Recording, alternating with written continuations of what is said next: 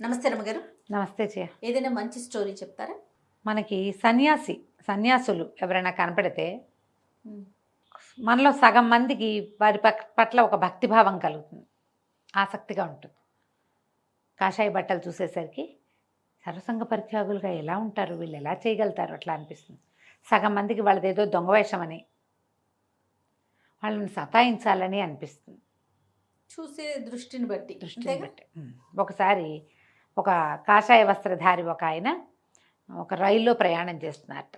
ఇది ఏనాటిది, 50-60 ఏళ్ల నాటి రైలు ప్రయాణం. మంచి మండు వేసవి కాలంట. ఈ ప్రయాణం చేస్తున్న సన్యాసి ఈయన స్వామి వివేకానంద అని కూడా ఒక కథలో రాశారు. అవునో కాదో తెలీదు, కానీ ఈయన మంచి బలాఢ్యుడైన వ్యక్తి.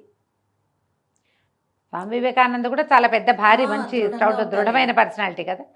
ఈ దృఢమైన పర్సనాలిటీతో ఉన్న సన్యాసి రైలు ప్రయాణం చేస్తున్నారు.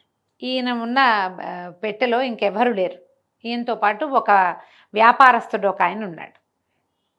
అతను చక్కగా మంచినీళ్ళు తాగుతూ ఏవో తింటూ పండు ఫలాలు ఆరగిస్తూ, సన్యాసిని చూస్తే వేళాకోళంగా ఉంది ఆయనకి. ఇప్పుడు మనం సాధారణంగా రైళ్లలో మనతో ప్రయాణం చేస్తున్న వాళ్ళకి తిండి ఆఫర్ చేస్తారు, చాలా మంది చేస్తారు. తింటారా చెప్తాం. అవతల వాళ్ళ దగ్గర ఏమీ లేకపోతే ఇంకా ఎక్కువ తీసుకోండి అంటాం. కానీ ఈ వ్యాపారస్తుడు అట్లా చేయలే. ఆయనకి ఒక వేళాకోళంగా హేళనగా ఉంది. ఈ స్వామీజీ ఇప్పటికి కొన్ని పూటలుగా ఆయనకి ఆహారం లేదు. మంచి ఎండ, దాహం వేస్తోంది బాగా. అప్పుట ఈ రైళ్ళు వెళ్తూ ఉంటే నీళ్లు ఉండేవి కాదు రైళ్లలో. ప్రతి స్టేషన్ దగ్గర నీళ్ళు ఇచ్చేందుకు మనుషులు ఉండేవాళ్ళ. అప్పటిది రైళ్ళ మొదటి కాలం అన్నమాట. 60-70 ఏళ్ళ నాడు, 60 ఏళ్ళ నాడు అనుకో. ఈ నీళ్లు తిత్తి పట్టుకుని తిరిగే వాళ్ళు ఉంటారు. వాళ్ళు ఒక 5 పైసలు 10 పైసలు ఒక పైసా ఇస్తే నీళ్ళు పోసేవాళ్ళు. ఈ స్వామీజీ దగ్గర పైసా లేదు. బండి ఆగంగానే ఈయన నీళ్ల కోసం దిగటం, వాడు డబ్బులు అడగటం. ఈయన దగ్గర డబ్బులు లేవనగానే వాడు వెళ్ళిపోతాడు. అయ్యో, వాడు నిజానికి ఫ్రీగా పోయాలి. గవర్నమెంట్ అరేంజ్ చేసింది అది. రైళ్ల శాఖ అరేంజ్ చేసిన వాడే, స్టేషన్ వాళ్ళు అరేంజ్ చేశారు. కానీ వాడు ₹1 సంపాదించుకుంటాడు, ఒక పైసా సంపాదించుకుంటాడు. ఈయన ఇవ్వపోయేసరికల్లా అయ్యో ఈయన కాషాయ బట్టలు వాడు స్వామీజీ, ఈయనకి మంచినీళ్ళు ఇద్దాం అని కానీ, పోనీ పెద్దవాడని కానీ, లేదా ఎవరైనా చిన్నపిల్ల అడిగితే పోన్లే చిన్నపిల్లని, ఈ డబ్బు ఇచ్చిన వాడు ఇస్తాడు, ఇవ్వని వాడు ఇవ్వడు. ఇవ్వలేని వాడి పరిస్థితి ఏమిటి? ఈయన దగ్గర రూపాయి లేదు, పైస లేదు. రూపాయి అనకూడదు, అసలు పైస లేదు ఆయన దగ్గర. మంచినీళ్ళు ఇవ్వటంలో వాడు ఎన్ని స్టేషన్లలో ఆగి ప్రతి చోట ఆయన నీళ్ళకి దిగటము, వాడు నీళ్ళు ఇవ్వకపోవటం, ఈయన అట్లాగే ఆ కాళ్ళతోటి దాహంతో మళ్ళీ రైలు ఎక్కటం. ఈ పక్కన వ్యాపారస్తుడు గమనిస్తూనే ఉన్నాడు. ఆయన దగ్గర ఒక నీళ్ళ కూజా కూడా ఉంది. ఇదిగోండి మంచినీళ్ళు నేను ఇస్తానని ఇవ్వల. హేళన ఎక్కిరింత. ఏమన్నాడు, ఏమో ఇంత ఉన్నావు మనిషివి, ఏదైనా పని చేసుకోకూడదు, ఈ బట్టలు వేసుకుని కూర్చున్నావు, నువ్వు బట్టలు అయితే వేసుకుంటావు, పొట్ట కాలదు, దానికోసం ఏదైనా సంపాదించుకోవద్దా అని ఇలా ఏవో వెగటుగా కూడా మాట్లాడాడు. ఆయన నిశ్శబ్దంగా ఉన్నాడు స్వామి, ఏం మాట్లాడలేదు. వీళ్ళు దిగాల్సిన స్టేషన్ వచ్చింది. వచ్చేసరికల్లా స్టేషన్లోకి దిగ్గానే ఆయన కోసం ఒక క్యారేజ్ ఇవ్వచ్చు వ్యాపారస్తుడికి. వస్తే ఆ దిగిన స్టేషన్లో ఆయన నడిచి వచ్చింది అక్కడికి. ఆయన ఒక స్టేషన్ మాస్టర్ దగ్గర ఉన్న షెల్టర్లో చక్కగా కూర్చుని విశ్రాంతిగా, చల్లటి మంచినీళ్ళ కూజా వచ్చింది, ఆయనకి భోజనం వచ్చింది, అన్ని పదార్థాలు పెట్టుకున్నాడు. అందులో అన్ని పంచభక్ష పరమాణాలు ఉన్నాయి, కొరికేవి, పీల్చేవి, జురుకునేవి, అన్ని రకాల క్యారేజీ వచ్చింది. క్యారేజీలో పాత్రలన్నీ పెట్టుకుని ఈ స్వామికేసి చూస్తున్నాడట. ఈయన ఈ స్టేషన్ మాస్టర్ దగ్గర ఉన్న ప్లేస్ తప్ప ఇంకెక్కడా షెల్టర్ లేదు. ఆ చిన్నదే షెల్టరు. ఆ షెల్టర్లో వ్యాపారస్తుడు డబ్బు ఉన్నవాడు కాబట్టి ఆయనకి అక్కడ అవకాశం దొరికింది. ఈయన ఏం చేస్తాడు, అక్కడ ఏదో తొట్టెలో నీళ్లుంటే ఈయన పైబట్టని తడిపి పిండి దాన్ని పరుచుకుని ఒక ఇసుకలో కూర్చున్నాడట. అంత ఎండవేళలో ఊళ్ళోకి వెళ్ళటానికి వీళ్ళకి ఏ ఆసరా దొరకదు, కాళ్ళు కాలుతాయి ఊళ్ళోకి నడిచి వెళ్ళటానికి. చల్లబడేదాకా కూర్చుంటే సాయంకాలం ఏమైనా బళ్ళు వస్తాయి, లేదా నడిచి కూడా వెళ్ళచ్చు. ఆయనకి ఆకలి, కొన్ని పూటలుగా తిండి లేదు, దాహం, ఎవ్వరూ మంచినీళ్ళు ఇవ్వల. ఆ తొట్టెలో ఉన్న నీళ్లు బట్ట తడిపోవడానికి పనికొచ్చినాయి కానీ తాగడానికి పనికిరాల. ఎక్కడ నీడ లేదు, చెట్టు నీడ కూడా లేదు. ఇసుక మీద తడి పంచె పరుచుకుని దాని మీద కూర్చున్నాడట. ఇంతలో ఒక వ్యాపారస్తుడు ఒక అతను పరిగెత్తుకుంటూ వచ్చాడు. అతను వస్తుంటేనే ఒక ఘుమఘుమ అని మిఠాయిల వాసన వస్తుందట. ఈ రావటం ఏంటి, పరిగెత్తుకుంటూ లోపలికి వచ్చిన అతను వ్యాపారస్తుడి దగ్గరికి వెళ్ళాల, ఈ స్వామి దగ్గరకు వచ్చాడు. వచ్చి బాబు రండి బాబూజీ భోజనం చేద్దురు కానీ అని పిలిచాడు. ఈయన నువ్వెవరో నాకు తెలియదని, నాకు మీరు తెలుసు, మీరు రండి అని ఆయన్ని ఆ తడి పంచం మీద నుంచి లేవ తీసుకొచ్చి ఈ స్టేషన్కి కొంచెం 10 అడుగులు అవతలగా ఒక చెట్టు నీడ ఉంది, ఆ చెట్టు నీడ వైపుకి తీసుకుపోయాడు. ఒక మెత్తటిది పరిచాడు, పట్టుకొచ్చాడు. అతను చాలా వస్తువులు తెచ్చాడు. దీని మీద కూర్చోండి అన్నాడు. ఆయన కూర్చోబెట్టాడు. చల్లటి మంచినీళ్ళు కూజా పట్టుకొచ్చాడు. కూజా మంచినీళ్ళు తాగండి అన్నాడు. తర్వాత ఒక పెద్ద క్యారేజీ తెచ్చాడు. పూరీలు, కూర, మిఠాయి గుమగుమలాడుతోంది. అతను వస్తుంటేనే మిఠాయిల వాసన వస్తుంది.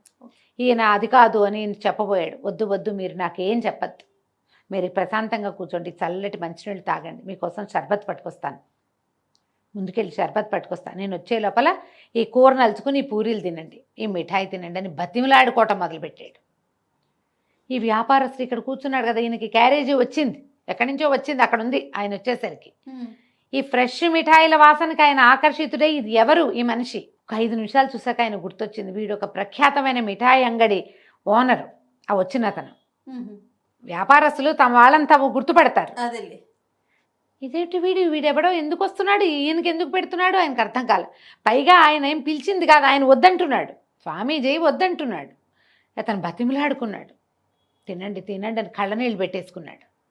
సరే అని ఆయన కూర్చుని ఏం చేశాడు, ఆ మెత్తటి దాని మీద కూర్చుని అతను బ్యాగులోంచి విసినకర్ర తీసేట విసురుతున్నాడు.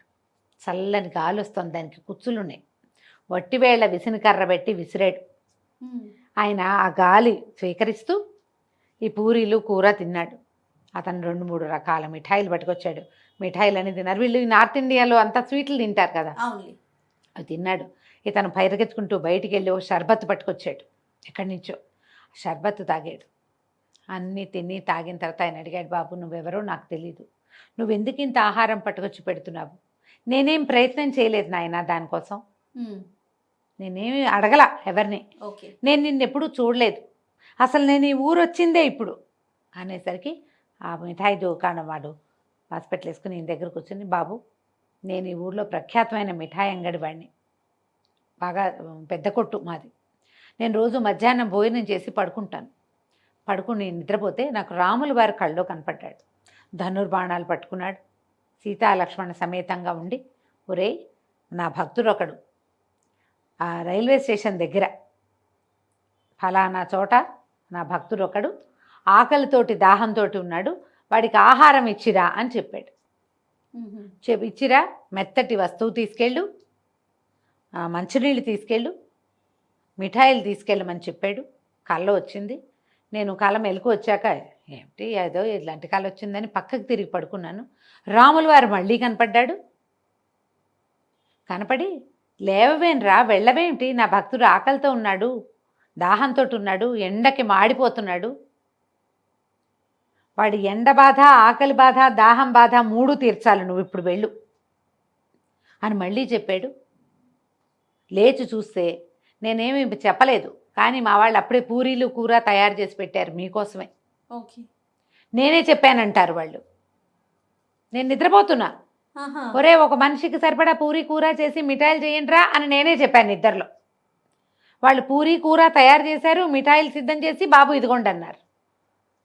నేను ఎప్పుడు చెప్పానో కూడా నాకు తెలియదు. రాముల వారే ఇది చేయించాడు అనుకున్నాను. ఆ మిఠాయిలు పట్టుకున్నా, ఇవి తీసుకొచ్చా.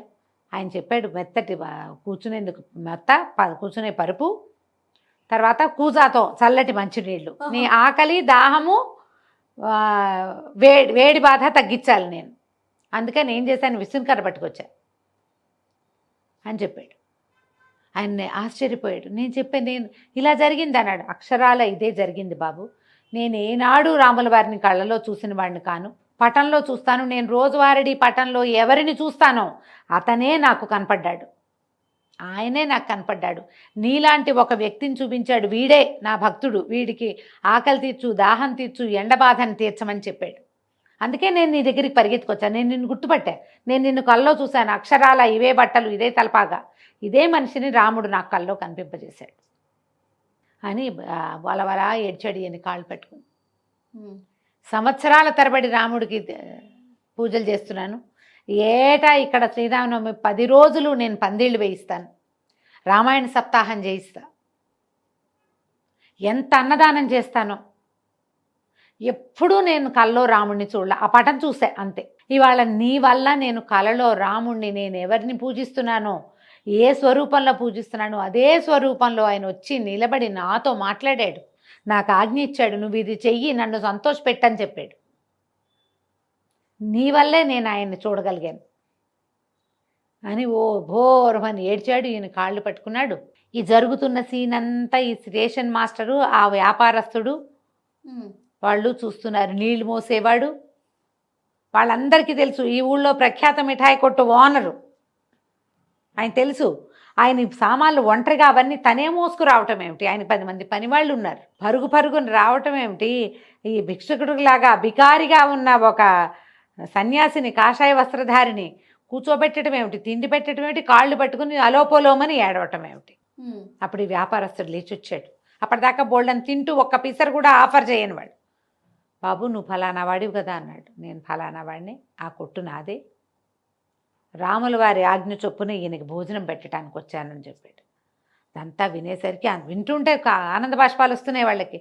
భగవంతుడు కల్లో కనపడి ఒక వ్యక్తికి అన్నం పెట్టమని ఇంకోటికి చెప్పటమా? అదే కదా. వాడు ఆ ఆజ్ఞ చొప్పున ఇంత దూరం పరిగెత్తుకు రావటం. ఆ రైల్వే స్టేషన్ ఏం దగ్గర లేదు. ఆయన ఆగ మేఘాల మీద వచ్చాడు. మరి ఎట వచ్చాడో, బండిలో వచ్చాడో, నడిచొచ్చాడు. స్టేషన్లో ఉన్న వాళ్ళందరూ దండం పెట్టారు ఈ స్వామీజీకి. ఈ వ్యాపారస్తుడు నన్ను క్షమించు, నాకు కాషాయ వస్త్రాలు కట్టుకునే వాళ్ళ మీద సదభిప్రాయం లేదు, నువ్వు నాతో ఉండేసరికి నేను నీతో అవమానకరంగా మాట్లాడాను, నేను నిన్ను చాలా దుర్భాషగా మాట్లాడా, నీకు నేను మంచినీళ్ళు కూడా ఇవ్వలేదు, సాటి మనిషితో ఎట్లా ప్రవర్తించాలో కూడా అలా కూడా ప్రవర్తించలా, అయినా నువ్వు నా మీద కోపం తెచ్చుకోలేదు, నన్ను చూసి తొలిగిపోలేదు, నాతో ఏమీ చెడ్డగా ప్రవర్తించలేదు అని చెప్పి వంగి దండం పెట్టాడు. ఆయన పాదధూళి తీసుకుని నెత్తి మీద పెట్టుకున్నాడు. పాదధూళి స్వీకరిస్తారు కదా, హిందీ నార్త్ ఇండియా అంతా అట్లాగే కనపడుతుంది. అది నెత్తి మీద పెట్టుకున్నాడు. పెట్టుకునేసరికి ఆయన నవ్వాడు. నేనేం చేయలేదు నాయన, ప్రతి వాళ్ళలోనూ నేను రాముడినే చూస్తాను. నువ్వు దుర్భాషలాడితే రాముడే దుర్భాషలాడుతున్నాడు అనుకున్నా, రాముడే అన్నం పెట్టాడు. భగవంతుడు ఎక్కడైనా ఉంటాడు, ఎలాగైనా ఉంటాడు, ఏదైనా చేస్తాడు. దానికి తార్కాణం ఇదే. ఈ వ్యాపారస్తుడు ఆ తర్వాత ఈ ప్రాంతంలో ఈ రైల్వే స్టేషన్ నుంచి ఊరికి వెళ్ళటానికి గ్యాప్ ఉంది చాలా. ఇక్కడ ఒక ఇది కట్టాడట, ధర్మసత్రం. మధ్యాహ్నం వేళ ఎవరు వచ్చినా సరే స్టేషన్ వాళ్ళే చెప్తారు, సత్రం ఉంది, వెళ్ళి అక్కడ ఉండండి, చల్లగా ఉంటుంది, భోజనం పెడతారు అని. తను చేసిన పొరపాటుకి రాముల వారి పేరు మీద ఒక మంచి బ్రహ్మాండమైన ధర్మసత్రాన్ని కట్టించాడట. అద్భుతం. కథ కంచికి మనం ఇంటికి. చాలా బాగుందండి. నమస్తే. నమస్తే.